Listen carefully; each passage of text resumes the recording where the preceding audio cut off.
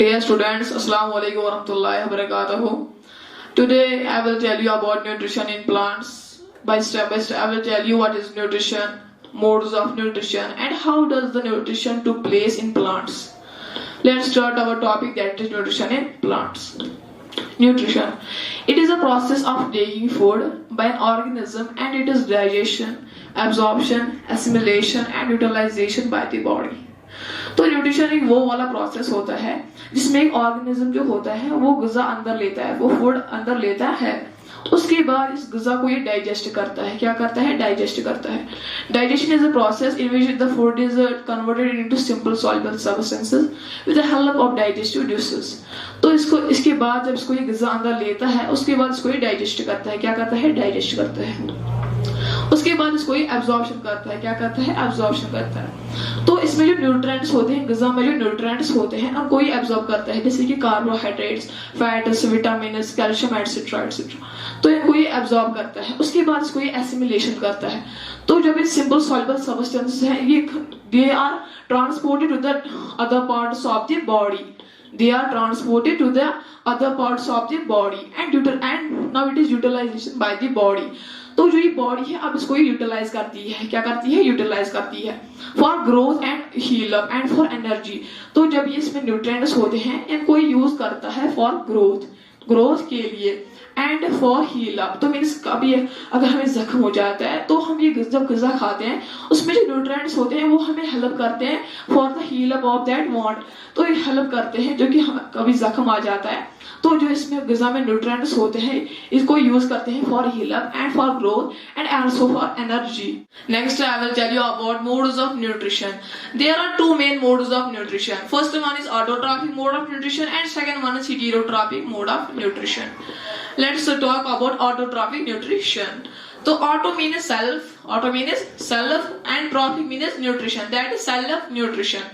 So autotrophic nutrition is that type of nutrition in which an organism makes its own food with the simple substances like carbon dioxide, water and minerals.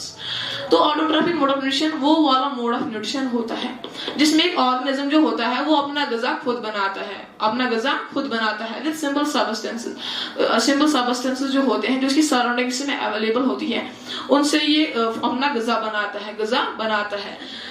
Like carbon dioxide is a type of gas which is present in our atmosphere. तो carbon dioxide is a type of gas जो कि हमारे atmosphere में present है. And water तो इसको लगता है वाटर एंड मिनरल्स ये यूज करते हैं for it is process of making food. तो मैंने कुछ एग्जांपल्स लिखी हैं जैसे कि all green plants.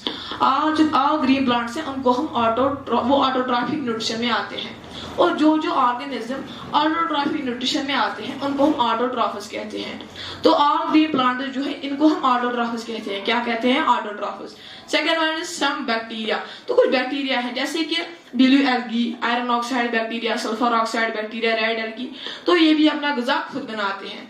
now I will tell you about heterotrophic nutrition. तो hetero means other and trophic means nutrition, that is other nutrition. So heterotrophic is that type of nutrition in which an organism doesn't make its own food but depends on others, but depends on green plants directly or indirectly for its food.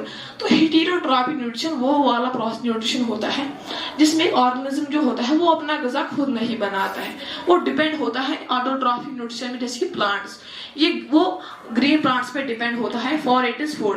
तो अपने ग़िज़ा के लिए ये green plants पे depend होता है तो इसी को हम हेटेरोट्रॉफिक न्यूट्रिशन कहते हैं.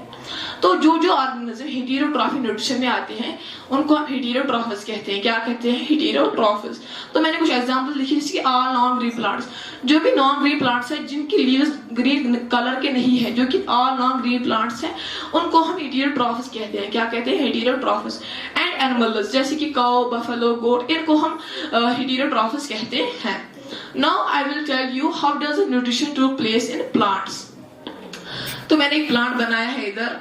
तो ये जो इसके दो पार्ट्स होते हैं, दो मेन पार्ट्स है. एक है lower part and second one is upper part. जैसे कि हमारी बॉडी का होता है lower part and upper part, इसी तरह इसका भी होता है lower part and upper part. तो लोअर पार्ट में इसका रूट आता है. क्या आता है? रूट आता है.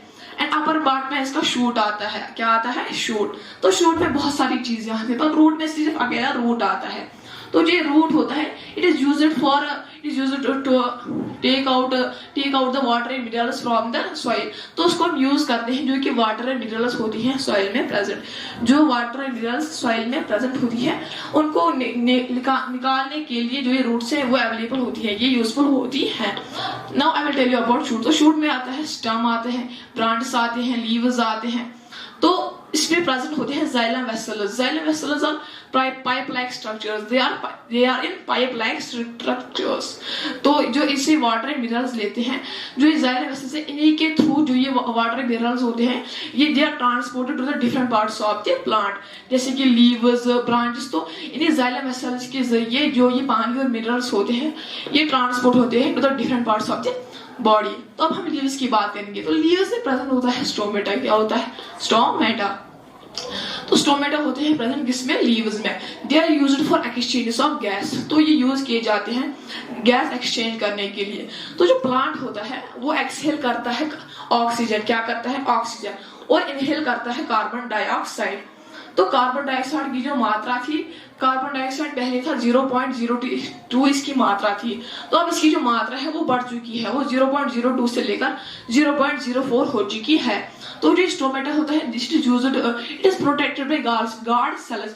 तो गार्ड सेल्स ये प्रोटेक्ट होता है। जो ये गार्ड सेल्स होते हैं it controls the opening and the closing of the stomata. तो ये जो स्टोमेटा होता है इसको ये ओपन और क्लोज करता है। तो ये गार्ड सेल्स होते हैं वो इसको प्रोटेक्ट करते हैं लाइक दैट। ये होती है ऐसे गार्ड सेल्स। तो इसके अंदर होता है ये स्टोमेटा। तो जब गार्ड सेल्स को उसको क्लोज करना होता है तो ऐसे क्लोज हो जाता है, उस स्टोमेटा भी क्लोज हो जाता है, उसको ओपन करता है। क्या करता है? ओपन करता है।